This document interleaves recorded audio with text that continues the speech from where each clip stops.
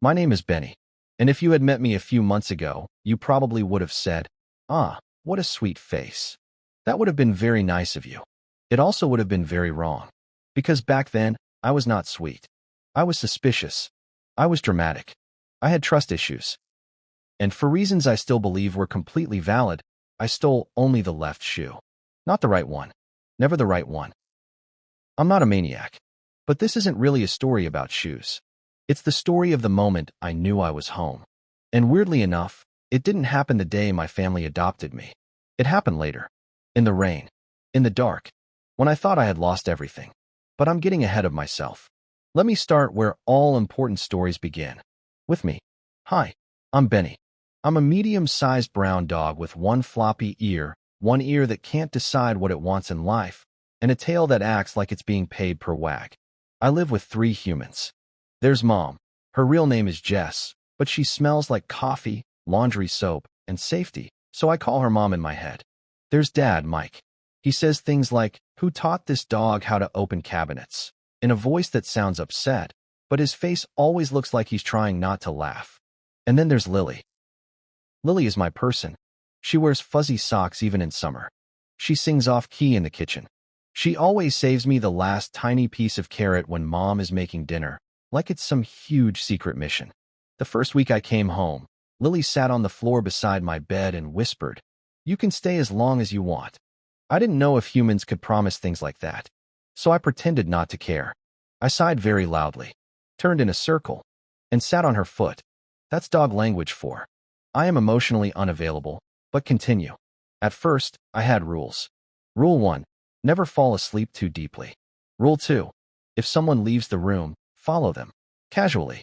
Like a bodyguard. Not like a clingy weirdo. Rule 3, if feelings become too strong, steal a sock.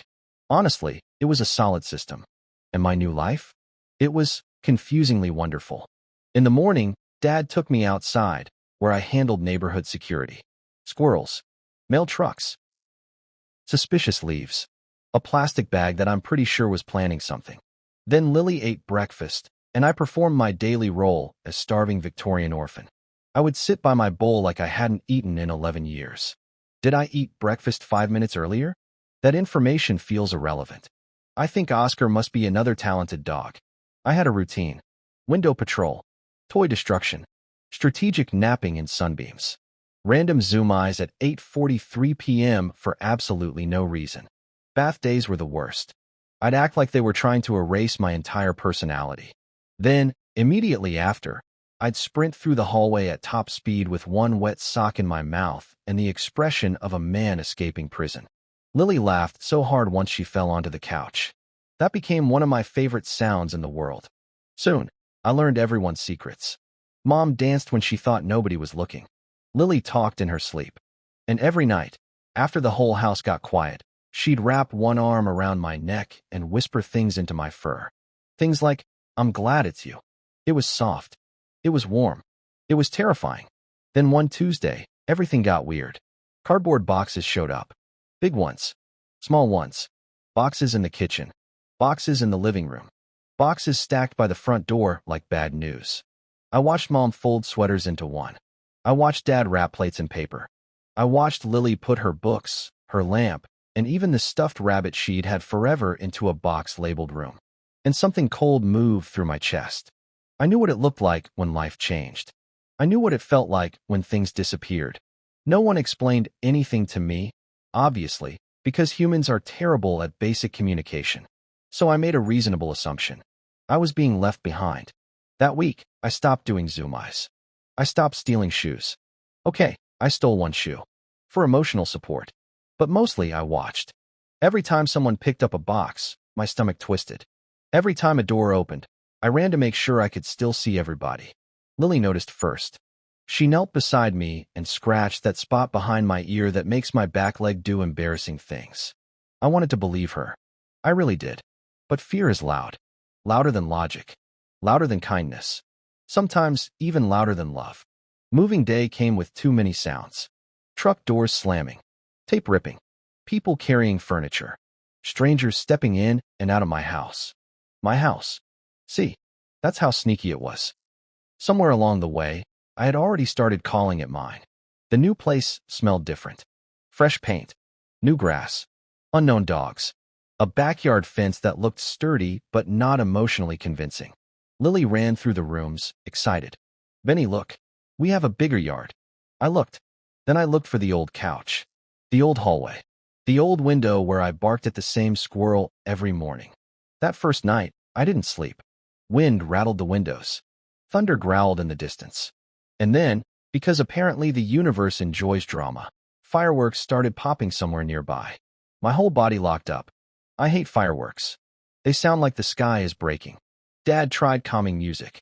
Mom brought my blanket. Lily sat beside me on the floor in dinosaur pajamas and whispered, "I'm right here." Then another boom hit. A big one. The back gate, maybe not latched all the way, banged open. And before I could think, before I could be brave, before I could remember Lily's hand on my neck, I ran. I ran past the trash cans, past the new mailbox, past the glowing porches and wet sidewalks. Rain soaked my fur. Mud splashed my legs. The fireworks got farther away, but so did home. I kept running until the neighborhood didn't smell familiar at all. That's when I stopped. That's when it hit me. I didn't know where I was.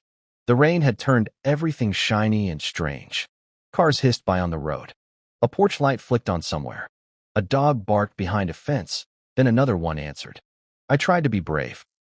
I really did. I followed scents. Wet grass. Takeout food. A cat who had definitely made some bad decisions. A puddle that looked shallow and was a complete liar. But every path felt wrong. Every corner looked the same. And the one thing I wanted most, the smell of Lily's shampoo, Dad's jacket, Mom's hands after cutting apples, was nowhere strong enough to follow. Hours passed, or maybe minutes. Fear stretches time in ugly ways. At some point, I found myself in front of a house that made my chest ache. Not because it was mine now, because it used to be. Our old house, the old porch, the old tree, the old front steps where Lily used to sit and tie her sneakers before school. I climbed onto the porch and curled up against the door. Rain dripped from my whiskers. I was shaking so hard my teeth clicked. And I had one terrible thought. What if I had ruined everything? What if running away proved I didn't belong anywhere after all? Then, through the rain, I heard it. Benny. A voice. Small. Cracked with tears. Benny. I stood up so fast I slipped. Then I saw them. Dad in a soaked hoodie. Mom holding a flashlight. And Lily, my Lily, running across the yard with no umbrella, her hair plastered to her face, calling my name like it was the only word that mattered. Dad saw me first. Oh my gosh, there he is. Lily dropped to her knees right in the mud. I ran. Not away. Not this time. Straight into her. She threw both arms around my neck and cried into my fur. Not the loud kind of crying. The relieved kind. The kind that says, Dad crouched beside us, one hand on my back, breathing hard. Mom was crying too, though she did that smiling through tears thing humans do when their feelings get too big. And then Lily said the words I will remember for the rest of my life. I don't care if he steals every shoe we ever own, she whispered. He's our Benny. We were never leaving him. Our Benny. Not the dog. Not the rescue. Not the problem. Our Benny. That was it. That was the moment. Not the first car ride. Not the new bed. Not the treats, or the toys, or the backyard. It was this. Being soaked and muddy and scared, and still being searched for. Still being wanted. Still being loved at my messiest. That's when I knew. I was home. Now the new house smells right. It smells like pancakes on Saturday mornings. It smells like Lily's crayons and Mom's candles and Dad's sneakers by the door. It smells like my blanket in the corner of the couch I'm technically not allowed on. I know where the sun lands in the afternoon. I know which floorboard squeaks near Lily's room. I know the backyard birds start yelling at 6 a.m. like they pay bills. And yes, I still steal the occasional left shoe. I'm healed, not perfect. But these days, when Lily curls up beside me at night and whispers, "Good night, Benny," I don't keep one eye open anymore. I don't wait for doors to close. I don't wonder if I'm temporary. I just breathe. And I sleep like someone who finally knows where he belongs. So if you ever wonder whether dogs know when they're loved, we do. Sometimes it's in the little things. A hand on your head. A silly nickname. A carrot in the kitchen. And sometimes, it's in the rain. In the dark. when your family comes back for you. Again and again.